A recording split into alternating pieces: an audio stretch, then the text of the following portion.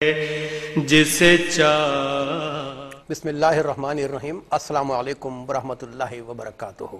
آپ کے مسائل کا حل، آپ کے اس خوبصورت پروگرام کے ساتھ آپ کا میزبان آشکار داور حاضر ہے، اور آج جس موضوع پر ہم گفتگو کریں گے وہ ہے وضو کے مسائل۔ ناظرین کرام، اللہ پاک سبحانہ وتعالیٰ سورہ مائدہ میں ارشاد فرماتا ہے، اے ایمان والو، جب تم نماز پڑھنے کا ارادہ کرو تو اپنے منہ اور کوہنیوں تک ہاتھ دھو لیا کرو، اور سر کا مسح کرو، اور ٹخنوں تک پاؤں دھو لیا کرو۔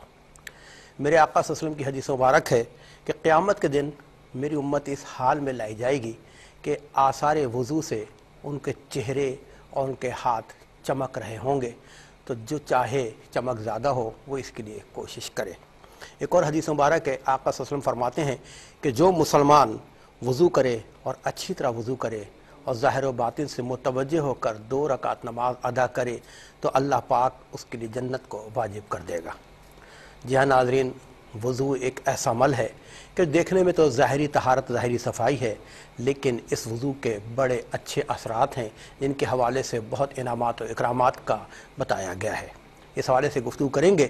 میرے ساتھ موجود ہیں آپ کے جانے پہچانے علامہ مفتی ابوبکر صدیق شاذلی صاحب، جو موضوع کے حوالے سے بھی گفتگو کریں گے، اور آپ کو اگر کوئی مسئلہ درپیش ہے جس کا آپ شرعی حل چاہتے ہیں تو آپ کے گھروں پر، آپ کے اسکرینز پر جو ہم ڈسپلے کر رہے ہیں ٹیلی فون نمبرز، ان پر آپ ہم سے رابطہ کر سکتے ہیں، اپنا مسئلہ بلا جھجک بیان کیجیے۔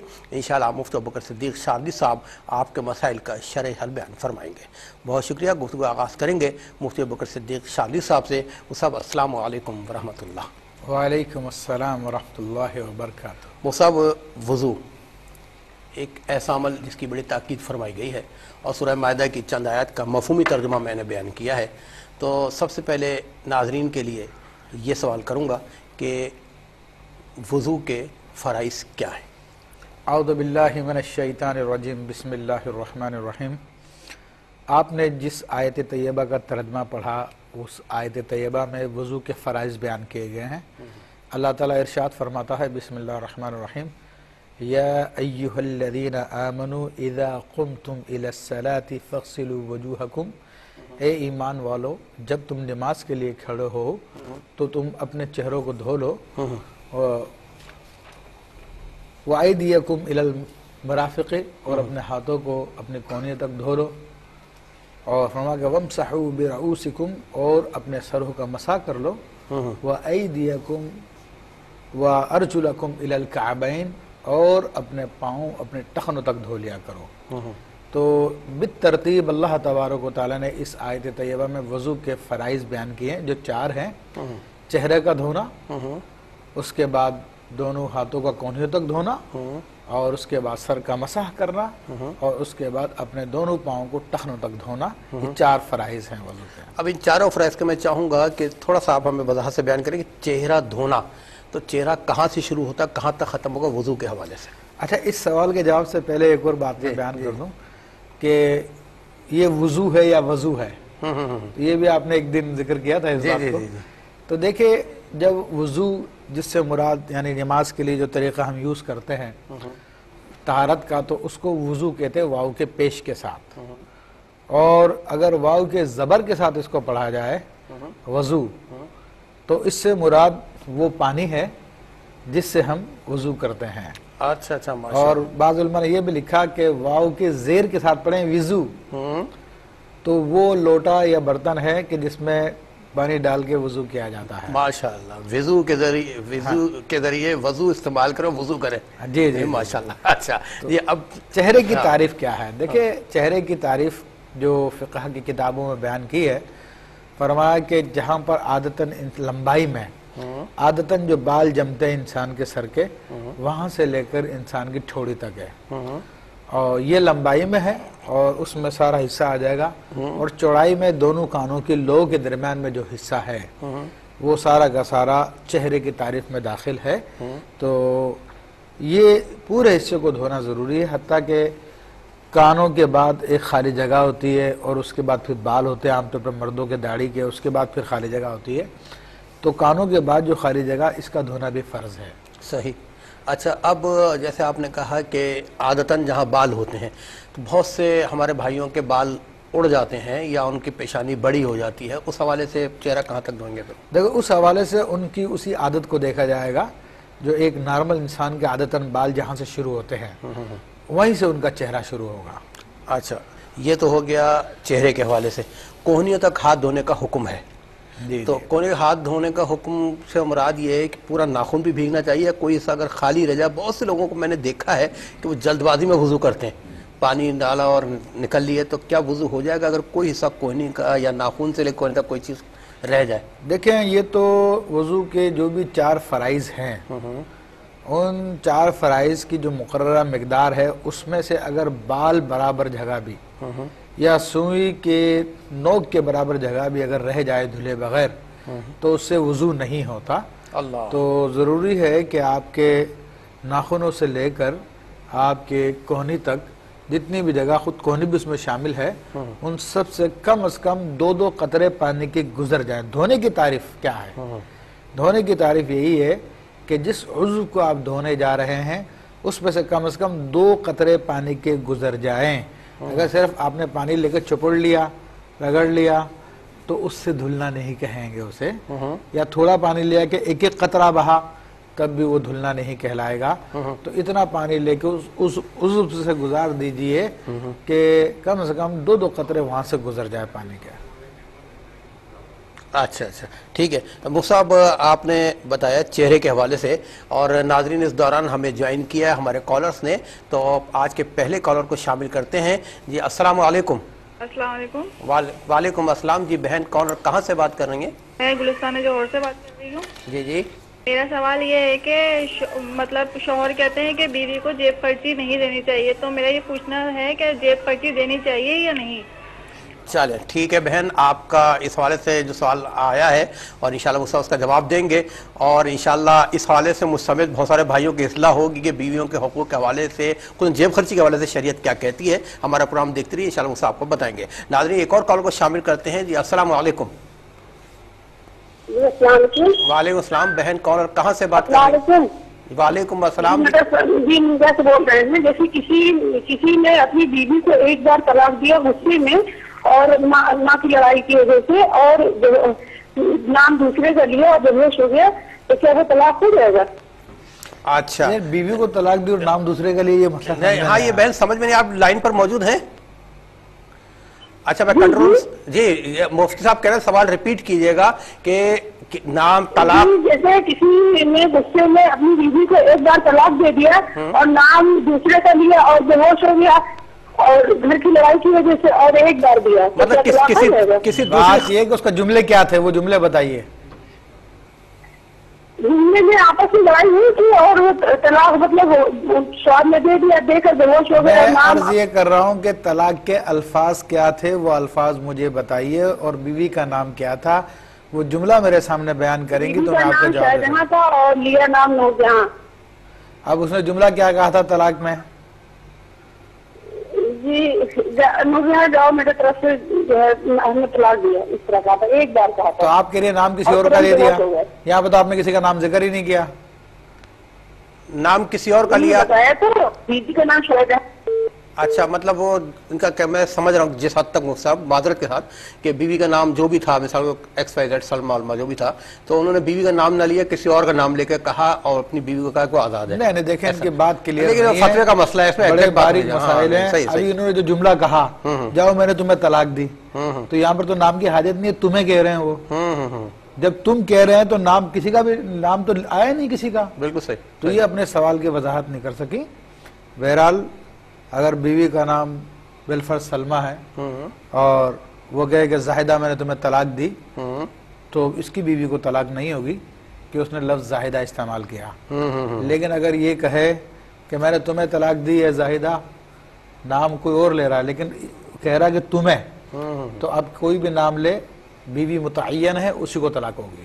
اچھا اچھا، چلے بڑا اچھا آپ نے وضاحت کر دی کہ بڑے نازک مراحل ہوتے ہیں اس حوالے سے۔ اچھا پہلے ہماری بہن کا سوال تھا جیب خرچی کے حوالے سے۔ ہاں یہ دیکھیں بڑی لوگوں کو ہوشیاری دکھاتے ہیں کہ بیوی سے تو اپنے سارے کے سارے حقوق طلب کرتے ہیں، تمہیں جناب گھر کے برتن بھی دھونے ہیں، تمہیں جناب بچوں کی تیاری بھی کرانی ہے، اور تمہیں یہ بھی کرنا، تمہیں وہ بھی کرنا، تمہیں فلاں بھی کرنا، ڈمکا بھی کرنا. جیب خرچ کی بات آئی تو کہا بیوی کو جیب خرچ نہیں دینا چاہیے. اجی تم کون سا شریعت کا مسئلہ بیان کر رہے ہو؟ بات یہ ہے کہ بیوی پہ بھی یہ واجب نہیں ہے کہ تمہیں گھر کا کھانا پکا کے دے، بالکل تمہارے لیے جو ہے سارے کے سارے تمہارے کپڑے دھو کے دے. وہ تمہاری ذمہ داری ہے کہ بیوی کے کپڑے بھی دھلوا کے دو، اگر تم ذمہ داریوں کی بات کرتے ہو تو اگر ذمہ داریوں کی بات کرتے ہو تو یہ سارے کام تمہیں کرنے پڑیں گے. پھر بھلے جیب خرچ نہ دینا، کیونکہ پھر مرد کے اوپر صرف اتنا اس کو روٹی دے اور پہننے کے کپڑے دے، تب تو کہہ سکتے ہیں جناب. لیکن جب اس سے سارے کام لے رہے ہو تو اب جیب خرچ دینے کی بات آئی تو کہا بیوی کو نہیں دینا چاہیے. تو میرا کوئی شرعی مسئلہ نہیں ہے یہ. ہاں اگر خدا نہ خواستہ کسی خاتون کی عادت ہی فضول خرچی کرنے کی ہے، اسے پتا ہے کہ پیسے دوں گا اور ضائع کر دے گی، تو پھر منع کرنے کا ایک وجہ سمجھ میں آتی ہے. مجھ سے ایک ضمنی سوال کروں آپ کی اجازت سے؟ جی. ناظرین کے لیے میرے بھائی بڑے متوجہ ہو کے سنیں کہ آپ نے کہا روٹی دے یعنی کھانا دے اور کپڑے دیں. اب یہاں تو بیویاں ہر ہفتے فرمائش کرتی ہیں کپڑے لے کے دو. بھائی کتنے دن لے کے دے؟ سال میں لے کے دے، مہینے میں لے کے دے، ہفتے میں لے کے دے؟ بات یہی ہے نا کہ اس میں تربیت کی ضرورت ہے. بیوی بھی ایک انسان ہے اور ہر انسان کو تربیت کی حاجت ہے. تو ان کو بتائیے کہ یہ دنیا کی زندگی انہی کاموں کے لیے نہیں ہے، یہ آخرت کی تیاری کے لیے ہمیں دی گئی ہے. اور یہ دل کا ایک مرض ہوتا ہے کہ اپنے آپ کو انسان اچھا دیکھے، خوبصورت دیکھے. حالانکہ یہ ہر مہینے یا ہر 2 مہینے بعد کپڑے چینج کرنا کوئی اچھی بات نہیں ہے یہ، بلکہ انسان کو اپنی آخرت کی تیاری کی طرف فکر کرنی چاہیے. تو اس طرح اگر تربیت کریں گے تو انشاءاللہ تبارک و تعالی عادت چھوڑ جائے گی. شریعت کیا کہتی ہے ویسے؟ مطلب کیا سردی کے کپڑے لے دیں، گرمی کے کپڑے لے دیں، عیدین پہ کپڑے لے دیں؟ کوئی ہے اس میں کوئی وضاحت ہے؟ دیکھیں بات تو یہ آگی نا کہ اب ہم اس کے رائٹ پوچھنے جا رہے ہیں کہ جناب اس کو دلائیں نہ دلائیں. اچھا ہم اس سے جو کام لے رہے ہیں، ہم اس کو پورا گھر کا، ہمارے بچوں کو پال رہی ہے، ہمارے لیے سب کچھ کر رہی ہے. اس وقت کبھی خیال نہیں آیا کہ اس کی کتنی ذمہ داری بنتی ہے. ابھی میں نے ذکر کیا اس کی بھی ذمہ داری نہیں بنتی ہے کہ آپ کے بچوں کو پالے، آپ کے بچوں کی پرورش کرے اور یہ کرے، خود آپ کے لیے آپ کی خدمت کرے. وہ اس پہ واجب نہیں ہے یہ چیزیں. چلے ہم لے رہے ہیں اس سے سارے کام. چلے انشاءاللہ موضوع پہ اور اپنے کالرز کے سوال کا لے کی بنیاد پہ چلتا ہے. ہاں مطلب آپس میں معاہدہ تو جتنا لے رہے ہیں کام اتنا دینا بھی پڑے گا. ٹھیک ہے انشاءاللہ اس پہ گفتگو آگے بڑھائیں گے. ناظرین بڑی خوبصورت گفتگو چل رہی ہے، لیکن ہمیں جانا ایک مختصر سے وقفے پر. ملتے ہیں ایک شارٹ بریک کے بعد. سے دور ہے منزلیں،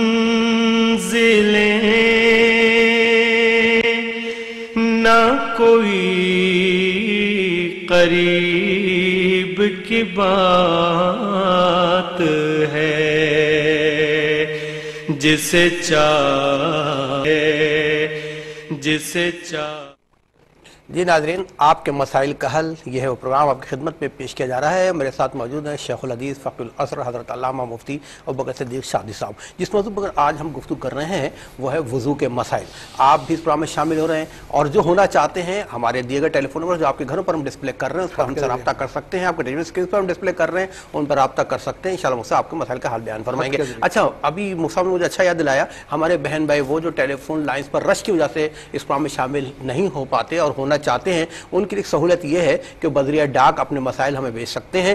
ہمارا ایڈریس نوٹ کر لیں. جو بھی آپ میل بھیجیں اس کے انویلپ پہ آپ لکھیں پروگرام آپ کے مسائل کا حل، ARYQ-TV D120 D120 site area Karachi Pakistan. اس پہ آپ ہمیں میل کریں. انشاءاللہ تعالی مفتی ابوبکر صدیق شادی صاحب آپ کے شرعی مسائل کے حوالے سے فتاویٰ یا جو بھی حل ہے ان کے پیش کریں گے. ہمارے ساتھ کالر موجود ہیں، شامل کرتے ہیں ان کا پروگرام میں. جی السلام علیکم. السلام علیکم. جی وعلیکم السلام. جی بہن کون اور کہاں سے بات کر رہی ہیں؟ مقصد میں لاہور سے بات کر رہی ہوں. جی لاہور سے ہماری میرے 2 سوال ہیں. جی فرمائیے. جب بچے کا یہ لڑکی لڑکے کا کوئی نکاح کی ڈیٹ رکھنے لگے، مقرر کرنے لگتے ہیں ٹائم، تو کچھ لوگ بڑے کہہ دیتے ہیں یہ ڈیٹ رکھیں وہ ڈیٹیں نہ رکھیں، منع کر دیتے ہیں کچھ ڈیٹیں رکھنے سے نا، کہ جو مطلب 3 ہے 13 اس طرح کر کے نا کچھ ڈیٹیں نہ رکھیں آپ. اس میں کہاں تک یہ حقیقت ہے؟ اور دوسرا یہ ہے کہ اگر دن مقرر ہو جائیں تو پھر بچہ یا بچی جو ہے ان کا گھر سے باہر نکلنے میں کوئی احتیاط برتنی چاہیے کسی قسم کی کوئی؟ اچھا ٹھیک ہے. لاہور سے ہماری بہن نے بڑے اچھے سوال کیے ہیں اور یہ آج اس معاشرے میں ہو رہا ہے. بہن آپ نے بالکل صحیح کہا اور آپ کے سوال کی روشنی میں ہم سب جواب دیں گے انشاءاللہ. اس جواب سے ہم سب کی اصلاح ہوگی. آپ کا بہت بہت شکریہ کہ لاہور سے آپ نے ہمارے پروگرام میں شرکت کی. جی مصعب دیکھیں ایک تو یہ کہ بہن نے جو ڈیٹس کے بارے میں کہا کہ شادی کی ڈیٹس رکھنے میں لوگ اس بات کا خیال رکھتے 3 نہ ہو 13 نہ ہو، تو اصل میں یہ اسلام کا کلچر نہیں ہے. اسلام میں کوئی نحوست نہیں ہے، کوئی ایسا مسئلہ نہیں ہے. یہ ایام اور دن سب اللہ کے بنائے ہوئے ہیں. تو یہ لوگ جس سوسائٹی میں پہلے رہتے رہے اس کے اثرات ان پہ ہیں. نہ 3 منحوس ہے نہ 13 منحوس ہے. اور یہ 13 منحوس تو کیا کہتے ہیں مغربی لوگوں کا کلچر ہے. ان کے یہاں پہ 13 کو اس قدر برا سمجھا جاتا ہے کہ 13 نمبر کی بلڈنگ بھی نہیں ہوتی ہے. فلورز بناتے ہیں تو فلور میں 13 کو غائب کر دیتے ہیں بیچ سے. تو یہ ان کا کلچر ہے. ہمارے یہاں پہ اس میں کوئی حرج کی بات نہیں ہے، کوئی ایسا مسئلہ نہیں ہے، کوئی پرابلم نہیں ہے. اس کو رکھا جا سکتا ہے اور اس میں کوئی برائی نہیں ہے، کوئی نحوست نہیں ہے. صحیح. پھر دوسرا جنہوں نے کوشچن کیا کہ لڑکے لڑکی کی جب ڈیٹ طے ہو جاتی ہے پھر باہر نکلنے میں احتیاط کرتے ہیں. تو دیکھیے بات یہ ہے کہ اس میں بھی کوئی حقیقت نہیں ہے کہ جناب ان کو کچھ ہو جائے گا. جو اللہ تبارک و تعالیٰ نے مقدر نے فرمایا وہ ہوگا. تو جو پہلے روٹین ہونی چاہیے وہ اب بھی روٹین ہو. البتہ ناجائز کام ناجائز طور پہ باہر نکلنا پہلے بھی منع تھا، وہ اب بھی منع ہے. باقی اس میں اور کوئی ایسا تصور نہیں ہے کہ جناب منگنی ہونے کے بعد یا اس کی شادی کی تاریخ ہونے کے بعد اب جائیں جناب اس کی طرف بلائیں زیادہ آئیں گے، ایسا کوئی بات نہیں ہے. ٹھیک. اچھا موسیٰ آتے ہیں اپنا وضو جو ہمارا موضوع ہے اس حوالے سے ایک سوال میرے ذہن میں آیا کہ اگر کوئی بارش ہے ماشاءاللہ تو چہرہ دھوتے وقت کیا پوری داڑھی اور کھال تک وہ مسح کریں گے یا چھوٹی داڑھی والوں کے لیے اس حوالے سے شریعت نے کیا حکم فرمایا؟ دیکھیں اس میں شرعی حکم یہ ہے کہ جن کی داڑھی گھنی ہے تو صرف اوپر کے بالوں کا دھل جانا کافی ہے، اور وہ بھی اتنا جو چہرے کی دائرے میں آتے ہیں. جس طرح ایک پریکٹیکلی میں آپ کو عرض کر دوں، جس طرح میرا چہرہ ہے تو اب یہ تھوڑی سے نیچے جتنے بال میرے ہیں ان کا دھونا بھی فرض نہیں ہے. المسترسل من الاشعار. البتہ جو تھوڑی کے اوپر بال آ رہے ہیں جو جبڑے کی ہڈی پہ جمے ہوئے ان بالوں کا اوپری حصہ دھل جانا کافی ہے. البتہ جن کے بال چھدرے ہیں اور جلد نظر آتی ہے ان کے لیے حکم یہ ہے کہ اپنی جلد کو تر کریں. اچھا جلد کو تر کریں آپ کا بتایا. اچھا میں نے کوئنی کے حوالے سے ہاتھ کے حوالے سے بات کی تھی. عموماً مرد حضرات یا ہماری بہنیں انگوٹھیاں پہنتی ہیں، رنگز پہنتی ہیں اور بہت وقت اتنا ٹائٹ ہوتا ہے کہ اس کو گھوم بھی نہیں سکتا. تو کیا اس حالت میں وضو ہو جائے گا؟ پانی گزارنا ضروری ہے؟ دیکھیں یہ ہماری بہنوں کا بڑا اہم مسئلہ ہے. اسے انگوٹھی پہننا یا بریسلٹ پہننا یا کانوں میں بندہ ڈالنا یا ناک میں بالیاں وغیرہ ڈالنا، تو ان سب صورتوں کے اندر حکم شرعی یہی ہے کہ ان کو یا تو آپ کو اتارنا پڑے گا یا ان کو پانی میں کر کے موو کرنا پڑے گا تاکہ پانی ان کے نیچے سے بھی گزر جائے.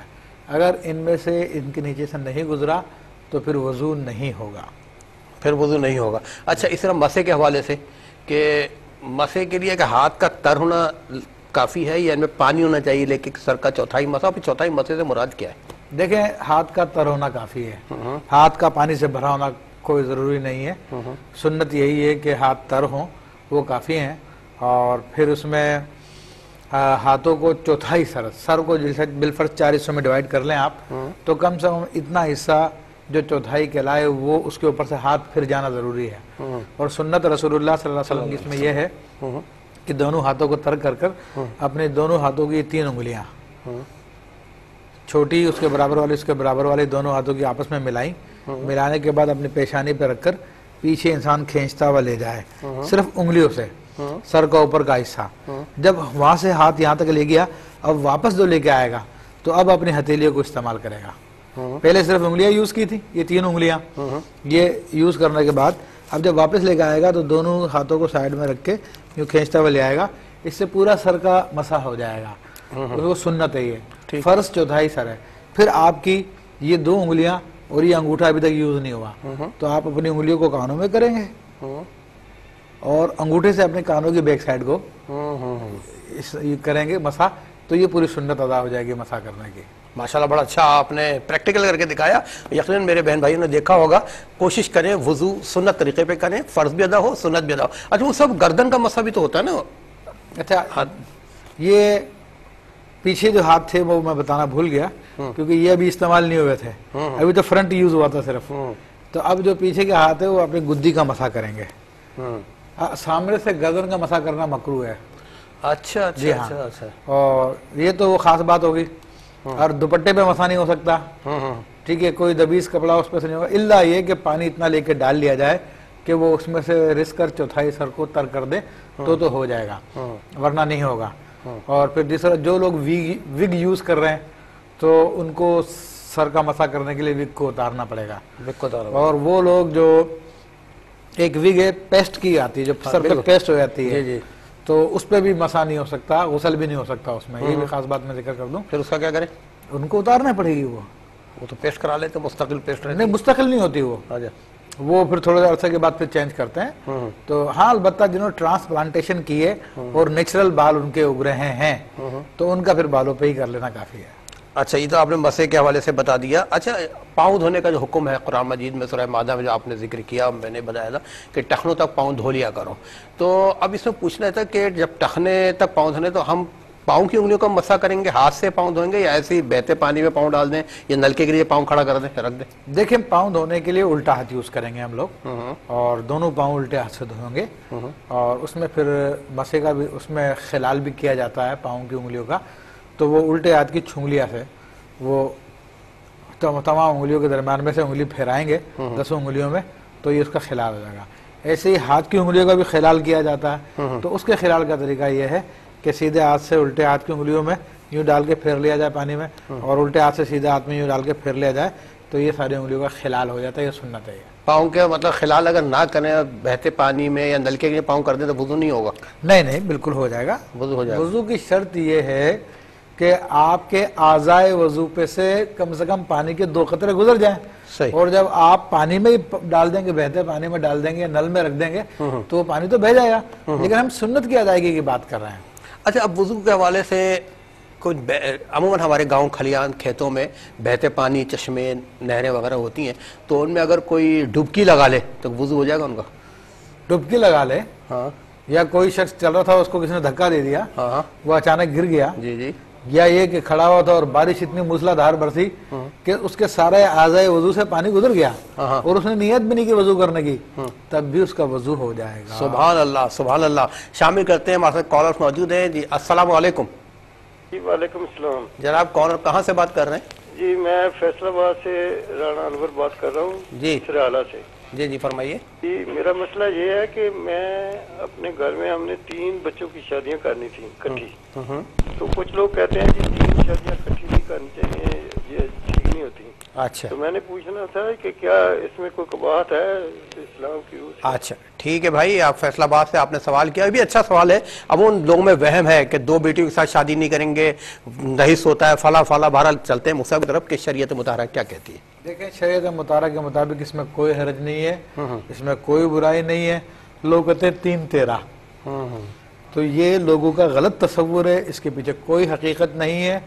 3 کی اگر شادی کرنی ہے تو اللہ کا نام لے کے کیجئے, تو انشاءاللہ اس میں کوئی حرج نہیں ہے.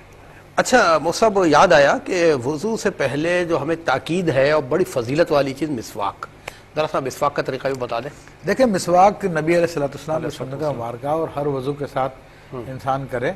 تو مسواک کے لیے سنت یہ ہے کہ وہ کم سے کم 1 بالش کے قریب ہو, اس سے زیادہ بڑی نہ ہو. اور پھر اس کے پکڑنے کا طریقہ کار یہ ہوتا ہے کہ 3 انگلیاں اوپر ہوں گی, اور انگوٹھا اس کے ریشے کی جانب ہوگا, اور چھنگلیاں جو ہے اس کے نیچے کی جانب ہوگی. اور یوں کر کے انسان اس کو یوز کرے گا, اپنے اوپر کے دانتوں پہ 3 دفعہ کرے, پھر اوپر کے دانتوں پہ اس طرف 3 دفعہ کرے, پھر نیچے کے دانتوں پہ 3 دفعہ پھیرے, پھر اس طرف 3 دفعہ پھیرے, اور پھر کلی کر لے, اور مسواک کو دھو لے. یہ 1 دفعہ دھونا ہوا, کرنا ہوا. اسی طرح 3 دفعہ یہ پریکٹس کرے تو سنت ادا ہو جائے گی. اچھا سنت. اچھا, مسواک اگر اویلیبل نہ ہو, ٹوتھ برش سے کام چل جائے گا؟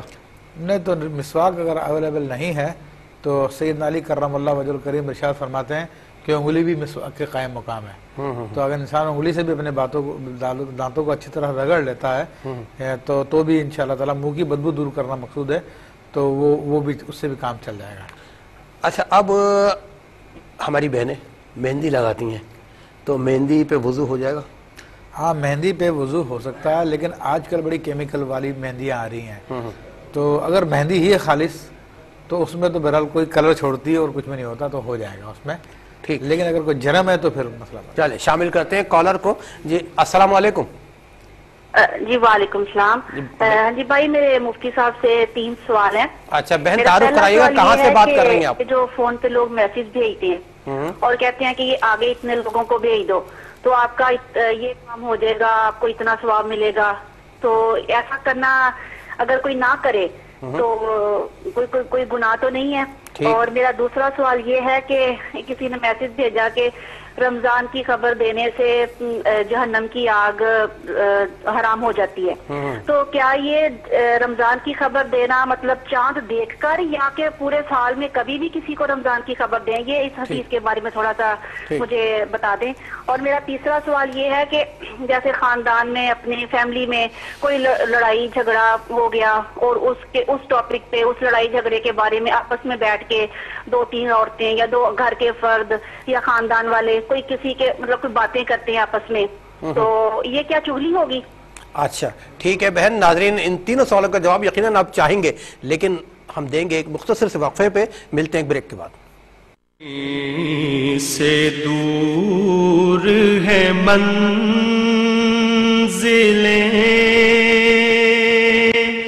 نہ کوئی قریب کی بات ہے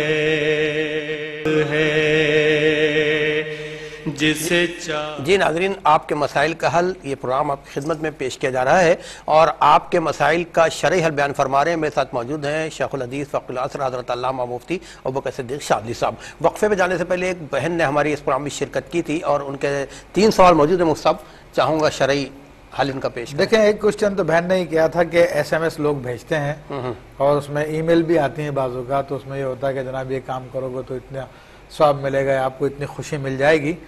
تو یہ خدا بلا وجہ کے جو ہے لوگوں نے اپنے آپ کو رائج کرنے کے لیے، اپنے نام کو آگے بڑھانے کے لیے بلا وجہ کے کام شروع کیے ہوئے ہیں۔ شرعی طور پہ ان کی کوئی حیثیت نہیں ہے، کوئی لازم نہیں ہوتا ایسا کرنا، اور بعد میں دھمکی بھی ہوتی ہے اگر آپ نے نہیں کیا تو کوئی بری خبر ملے گی۔ تو یہ ساری کی ساری غلط باتیں ہیں۔ شریعت مطالعہ میں دین مکمل ہو چکا ہے، اللہ کے رسول نے سارے تعلیمات دے دی ہے، یہ لوگوں کی اپنی بنائی ہوئی باتیں ہیں جن کا شریعت میں کوئی اعتبار نہیں۔ اللہ ان کو عقل سلیم عطا فرمائے جو ایسی حرکتیں کرتے ہیں۔ پھر کہا کہ جناب رمضان، ایک میسیج یہ چلتا کہ رمضان کی جس نے خبر دی تو اس پہ جہنم کی آگ حرام ہو گئی۔ تو یہ بہن کی اتنی سادہ ہیں، پوچھ رہی ہیں کہ پورے سال خبر دے دیں یا رمضان کے مہینے میں خبر دیں، تو دیکھیں ایسی کوئی حدیث نہیں ہے جس میں ایسا فرمایا گیا ہو کہ جناب جو خبر دے دے گا تو جہنم کی آگ حرام ہو جائے گی، بلکہ ہمارے محدثین نے یہ اصول بیان کیا ہے کہ اگر کوئی بہت چھوٹا عمل ہے اور اس پہ بہت بڑی بشارت دی گئی ہے تو وہ اس کے موضوع ہونے کی دلیل ہے۔ بھئی ایک آدمی ساری زندگی نمازیں پڑھ رہا، روزہ رکھ رہا، سارے کام کر رہا ہے، تو وہ امید کرتا کہ اللہ تعالیٰ مجھے بخش دے۔ یہاں پر ایک آدمی نے یہ وطیرہ بنا لیا، جی میں تو بخشا ہوں، میں تو رمضان کی خبر دے چکا ہوں لوگوں کو، مجھ پہ تو جہنم کی آگ حرام ہو گئی ہے۔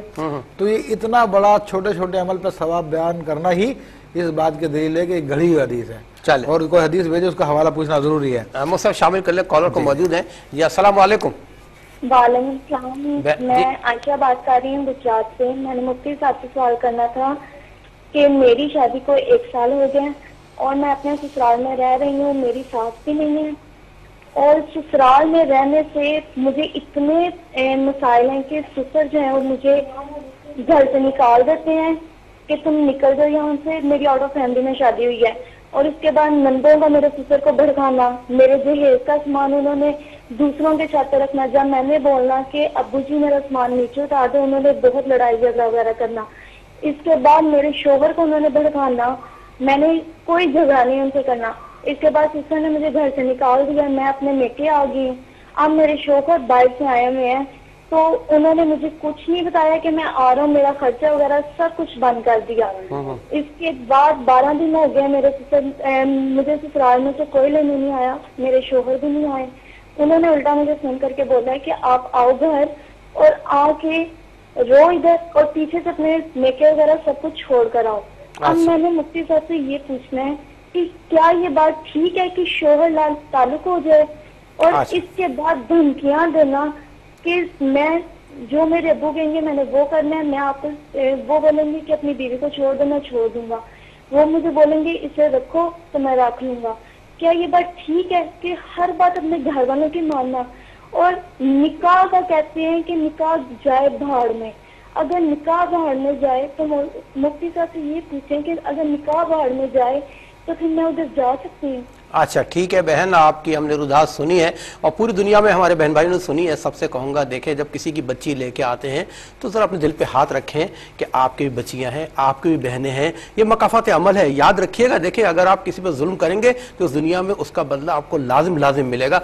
थोड़ा सा ख्याल किया करें। देखिए कितनी मासूम बहन थी मेरी। बहरहाल शरीयत क्या कहती है वो आपको बताएंगे। जी मुस्तफ़ा, देखें इस बहन की सारी बात सुनी हमने और वाकई ये जुल्म का शिकार हैं, सितम का शिकार हैं। और आज अगर ये बेचारी कुछ उनका नहीं बिगाड़ सकती, लेकिन अल्लाह इसका मददगार है।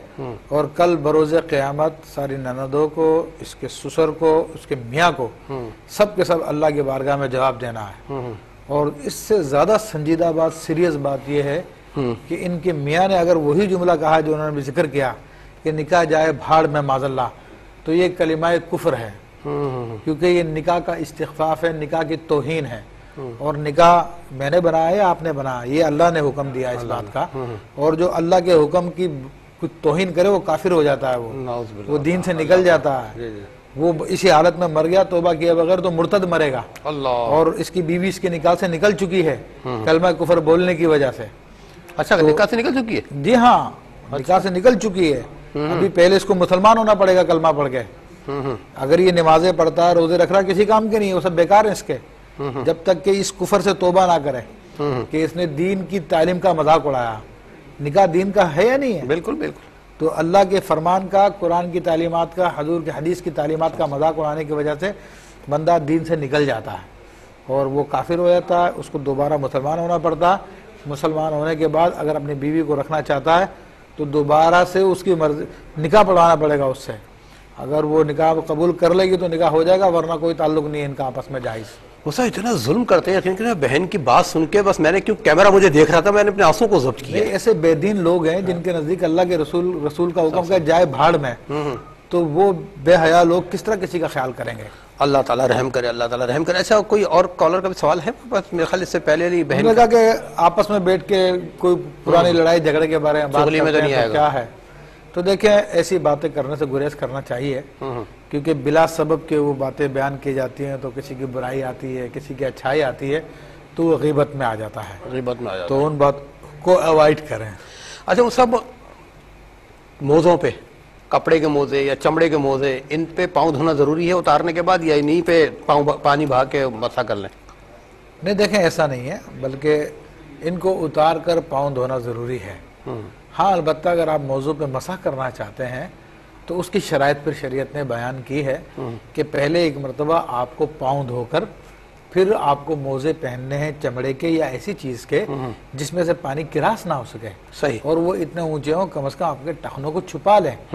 तो फिर जो है आइंदा आप अगर मुकीम है तो 24 घंटे के लिए जितनी दफा भी वजू करेंगे उन पर सिर्फ मसा करना काफी है, और मुसाफिर है तो 3 दिन 3 रातों के लिए ये रियायत मिलेगी। अच्छा अब एक और सवाल इस हवाले से कि अगर कोई उज़्र है किसी भी हवाले से, किसी के हाथ में दर्द है, किसी के टांग में दर्द है, तो उस या किसी के जख्म लगा हुआ है तो उस हिस्से को छोड़ सकता है वो? जी हाँ, उसके लिए हुक्म यही है कि अगर किसी ऐसे जिस्म का ऐसा हिस्सा है जो वजू में शामिल है, उसमें जख्म लगा हुआ तो उस हिस्से पर सिर्फ मसा कर ले और बाकी हिस्से को धो ले। अच्छा अमूमन देखा गया है कि मिसवाक करते हैं या ब्रश करते हैं, दांत में से खून आना शुरू होता है जो चलता रहता है खून, वजू टूट जाएगा इससे? हाँ इससे वजू टूट जाएगा, इसमें एहतियात करने की ज़रूरत है। और जब इंतज़ार कर लें जब खून बंद हो जाए तो फिर दोबारा वजू करें इस तरीके से कि अब ना करें। हल्का खून बह रहा है जैसे उसे सफ़ेदी है, बिल्कुल रेडिश नहीं है, फिर भी वजू टूटेगा? हाँ उसमें तो ये है कि देखें आपने मुसलसल बहने की बात की है। हाँ तो मुसलसल बह रहा है तो फिर हल्का रहेगा नहीं, बहते बहते ज़्यादा हो जाएगा। लेकिन एक दफ़ा निकला और उसमें जर्दीपन है लेकिन रेडिश नहीं है, तो अगर जर्दी है तो फिर उससे जो है वो वजू नहीं टूटेगा, लेकिन अगर वो रेडिश है तो उससे फिर टूट जाएगा। अच्छा जख्म है किसी के, फोड़ा है या फुंसी है और वो नमाज पढ़ रहा है वजू करने के बाद, लेकिन दौरान नमाज में जख्म में से खून आ गया, वजू टूट जाएगा? जी हाँ उससे टूट जाएगा, वजू टूट जाएगा। अच्छा खुद खुजा लिया उससे तब भी टूट जाएगा? तब भी टूट जाएगा। अच्छा ठीक है। अच्छा ये हम वजू के हवाले से बात कर रहे थे। अच्छा अब एक जहन में और सवाल आता है कि समंदर में नहा रहे हैं लोग। जी जी। तो जो आपने तो उसका जवाब दिया था मुझे, तालाब का जोहड़ का, तो वहाँ भी वही है काम बात है कि वजू हो जाएगा, समंदर का नमकीन पानी है वहाँ पे, उसका पानी पाक है, اگرچہ کہ ٹیسٹ اس کا نمکین ہے لیکن پانی پاک ہے تو اس سے جو وضو کرنا چاہے یا نہانے سے خود بخود غسل بھی ہو جائے گا اس کا. البتہ یہ کہ 2 فرائض باقی رہ جائیں گے, ایک تو کلی کرنا اور دوسرا ناک میں نرم باسے تک پانی ڈالنا. تو یہ اس کے فرائض میں سے یہ 2 اگر پورا کر رہے تو غسل بھی ہو جائے گا, ورنہ وضو تو ہو جائے گا کیونکہ کلی کرنا وضو کے فرائض میں سے نہیں ہے, اس کی سنن میں سے ہے.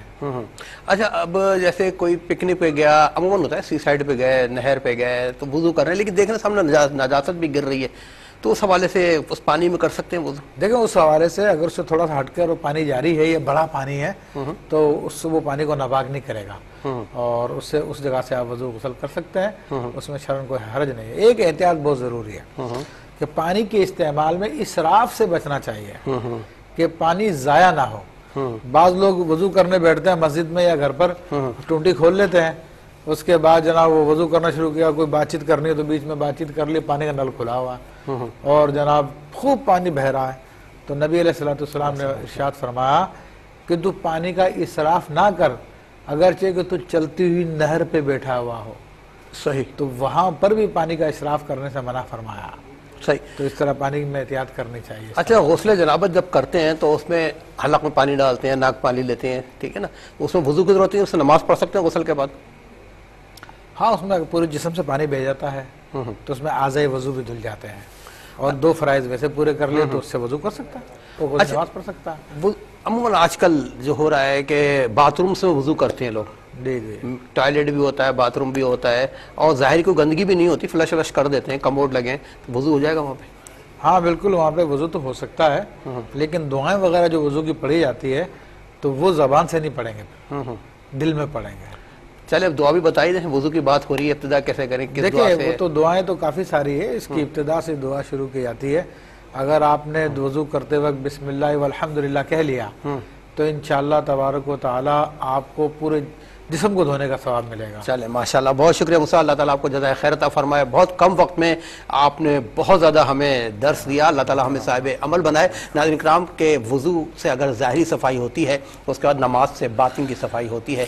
کوشش کریں اپنے ظاہر و باطن کو صاف کریں, کہ جس کا ظاہر و باطن صاف ہوتا ہے اس کو اللہ پاک بصیرت اور بصارت دونوں عطا فرما دیتا ہے, اور جب اچھی بصیرت اور اچھی بصارت اس کو مل جائے تو وہ آنے والے واقعات کا مشاہدہ بھی کر لیتا ہے, اور اس کی اس حالت پہ فرشتے بھی رشک کرتے ہیں کہ واقعی اللہ پاک نے انسان کو اشرف المخلوقات بنایا ہے. اپنا بہت خیال رکھیے گا. ریپیٹ ٹیلی کاسٹ انشاءاللہ آج صبح پاکستانی ٹائم مطابق صبح 4 بجے پیش کی جائے گی, اور زندگی بخیر تو آپ کے خاکسار میزبان آشکار دور حضرت علامہ مفتی ابوبکر صدیق شاذلی صاحب کے ساتھ اگلے ہفتے ایک نئے موضوع کے ساتھ انشاءاللہ آپ کی خدمت میں حاضر ہوگا. اپنا بہت خیال رکھیے گا. والسلام علیکم ورحمۃ اللہ. کہیں سے دور ہے منزلیں, نہ کوئی قریب کی بات ہے.